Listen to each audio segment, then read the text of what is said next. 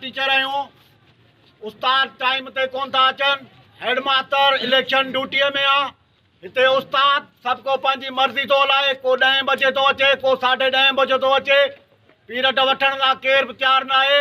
असां आला इंतिज़ामिया खे रिक्वेस्ट था कयूं त तालीम बचायो ऐं हाई स्कूल बचलपुर बचायो ऐं ॿारनि जो मुस्तक़बिल बचायो।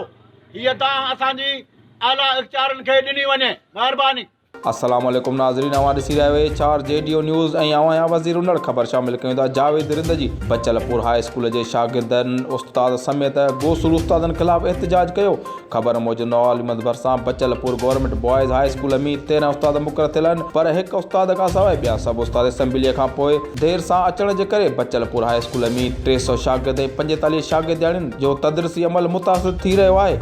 उस्ताद जावेद मीमण शागिर्दनि सां एहतजाजी मुज़ाहिरो कयो ऐं मीडिया सां ॻाल्हाईंदे ॿुधायो त नौशरो फ़िरोज़ खां अचां थो, टाइम ते स्कूल पहुची वञा थो, पर काफ़ी अहिड़ा उस्ताद बि आहिनि जेके ड्यूटी नथा कनि। शागिर्दनि मीडिया आॾो धाईंदे चयो त संदनि मुस्तक़बिल खे बचायो वञे ऐं उन्हनि आला इख़्तियारनि खां मुतालबो कयो त मुक़ररु उस्ताद खे ड्यूटी करण ते पाबंद कयो वञे त जीअं मासूम शागिर्द ऐं शागिर्दियाणियुनि जो मुस्तक़बिल बचायो वञे।